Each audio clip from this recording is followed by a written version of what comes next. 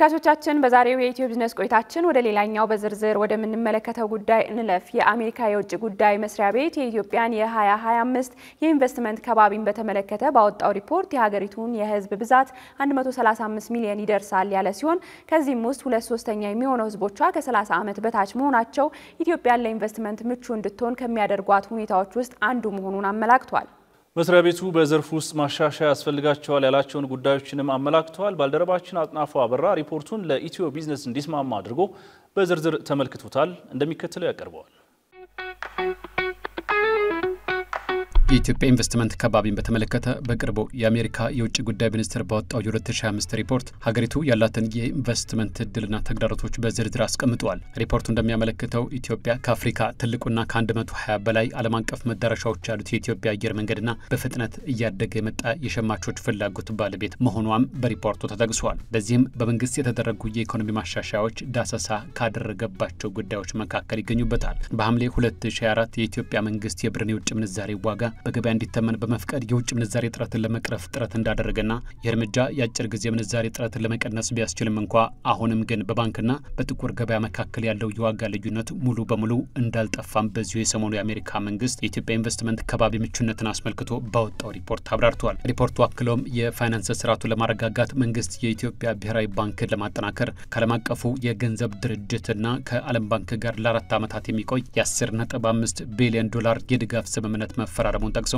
ምንም እንኳን ቀጥተኛ የውጭ ኢንቨስትመንትን ለመሳብ በሀገሪቱ መንግስት በኩል ፍላጎት ቢታይም የባንክና የቴሌኮሙኒኬሽንን ጨምሮ ቁልፍ የኢኮኖሚ ዘርፎች አሁንም በአብዛኛው በመንግስት ቁጥጥር ስር ስለመሆናቸው የገለጸ ሲሆን ለአብነትም የሀገሪቱ የባንክ አዋጅ የውጭ ኩባንያዎች በኢትዮጵያ ባንኮች ላይ አብላጫ ድርሻ እንዳይኖራቸው ገደብ እንደሚጥል አመልክቷል። በሌላ በኩል የአሜሪካ መንግስት ሪፖርት የኢንቨስትመንት ፈተናዎችን በተመለከተ መሰረታዊ ያላቸውን ነጥቦች አንስቷል። ከነዚህ መካከል ጸጥታ ሁኔታዎች ላይ ትኩረት አድርጓል። ሪፖርቱ ይህ ሁኔታ ዜጎችም ሆኑ ባለሀብቶች ተንቀሳቅሰው እንዲሰሩ ገደብ የሚጥል በመሆኑ ይሄው ጉዳይ ለውጭ ባለሀብቶችም እንደ ትልቅ ስጋት የሚታይ መሆኑን ጠቁመዋል። የአሜሪካ የውጭ ጉዳይ መስሪያ ቤት ባወጣውና የ2025 የኢትዮጵያ ኢንቨስትመንት ከባቢን በዳሰሰበት ሪፖርቱ የሀገሪቱ መንግስት ያቀረባቸውን የኢንቨስትመንት ማበረታቻዎችና የውጭ ቀጥተኛ ኢንቨስትመንት ፍሰቱንም ተመልክቶታል። በዚህም የሀገሪቱ መንግስት የውጭ ኢንቨስትመንትን ለመሳብ በርካታ ጥረቶችን ያደረገ ስለመሆኑን ጠቁመዋል። ከነዚህ ውስጥም ከረጅም ጊዜ በኋላ የኢትዮጵያ ሰነደ መዋዕለ ንዋይ ገበያን እንደገና ማስጀመር፣ ነፃ የንግድ ቀጠናዎችን ማቋቋም፣ የንግድ ምዝገባ ሂደትን በዲጂታል መንገድ እንዲሆን ማድረግ እንዲሁም በኃይል ማመንጨት ዘርፍ በሪል ስቴት ልማትና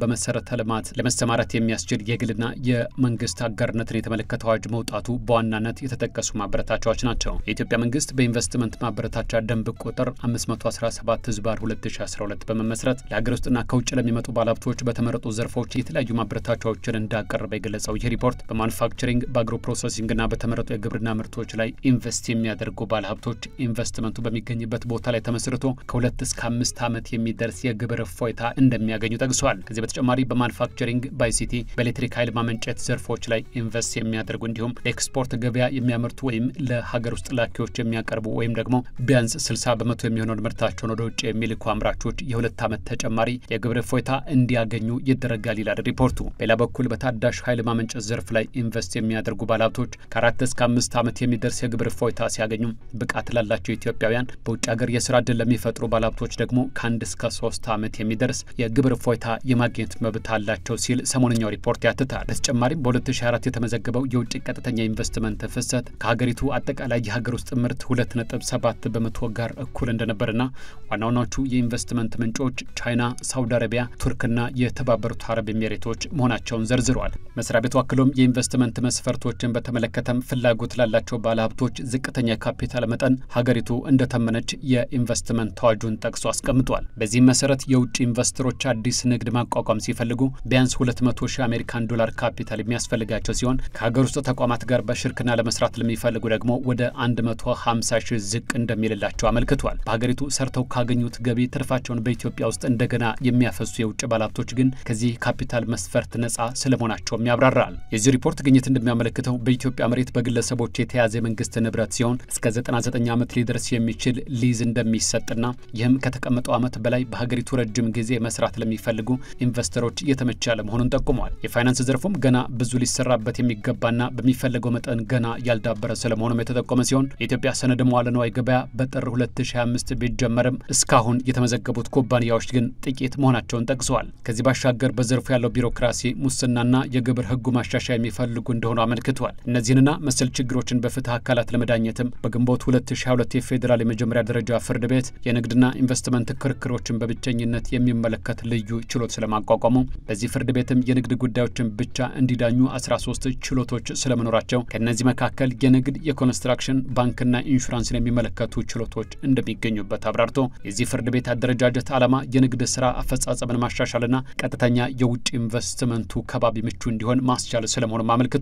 በአጠቃላይ የአሜሪካ የውጭ ጉዳይ ሚኒስቴር ባወጣው የ2025 የኢትዮጵያ ኢንቨስትመንት ከባቢ ሪፖርት መሰረት ኢትዮጵያ ከናይጄሪያ ቀጥላ በአፍሪካ ሁለተኛዋ ትልቅ የህዝብ ብዛት ያላት ሀገር ናትን ብሏል። ሀገሪቱ ካላት ከ135 ሚሊዮን በላይ ህዝቧ ውስጥ 2/3ኛው ከ30 ዓመት በታች መሆኑና እያደገ የመጣው የዜጎቿ የመሸመት አቅም ለኢንቨስትመንት ሌላው ተመራጭ የሚያደርጋት ስለመሆኑ ተጠቅሷል። በተጨማሪም መንግስት ቀጥተኛ የውጭ ኢንቨስትመንትን ለመሳብ ያለውን ፍላጎት ለማሳየት የብርን የምንዛሪ ዋጋ በገበያ እንዲወሰን መፍቀድ፣ የፋይናንስ ስርዓትን ለማረጋጋት ከዓለም አቀፍ ተቋማት ጋር ስምምነት መፈራረምን የመሳሰሉ አዎንታዊ የኢኮኖሚ ማሻሻያዎችን ስለማድረጉ አመልክቷል።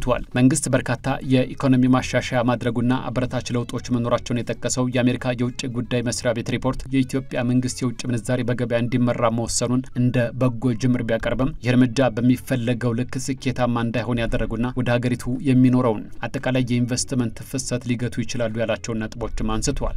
ከነዚህም ውስጥ በባንክና በጥቁር ገበያ መካከል ያለው የውጭ ምንዛሪ ልዩነት በሚፈለገው ልክ አለመጥበቡ፣ እንደ ፋይናንስና ቴሌኮም ያሉ ቁልፍ የኢኮኖሚ ዘርፎች አብዛኞቹ አሁንም በመንግስት ቁጥጥር ስር መሆናቸው፣ የመሬት አቅርቦት ለረጅም ጊዜ የሚሰሩ ኢንቨስተሮች በሚፈልጉት ልክ አለመመቻቸቱ፣ የፋይናንስ ዘርፉ ገና በማደግ ላይ መሆኑና አገልግሎቶቹ ውስን መሆናቸው እንዲሁም በሀገሪቱ አንዳንድ አካባቢዎች ያለው የሰላም ሁኔታ አለመረጋጋት ለባለሀብቶች ስጋት በመፍጠር ኢንቨስት የማድረግ ፍላጎታቸውን ሊቀንስ እንደሚችል ጠቁመዋል። በአጠቃላይ የውጭ ኢንቨስተሮች መሰማራት በሚፈልጉት ዘርፍ በቂ ጥናት ማድረጋቸው የማይቀር በመሆኑ የኢትዮጵያ መንግስትም ሪፖርቱን ተመልክቶ ማሻሻያ የሚያስፈልጋቸው ጉዳዮች ላይ ቢሰራ የሀገሪቱን ኢኮኖሚ ወደሚፈለገው ምዕራፍ ለማሸጋገር ጠቀሜታው ከፍተኛ እንደሚሆን ይታመናል። በዚህ የኢትዮጵያን ኢንቨስትመንት በሚመለከተው የአሜሪካ የውጭ ጉዳይ መስሪያ ቤት ሪፖርት የተጠቀምናቸው ዓመታት የተቀመጡት እንደ አውሮፓውያን አቆጣጠር መሆናቸውን ለማስታወስ እንወዳለን።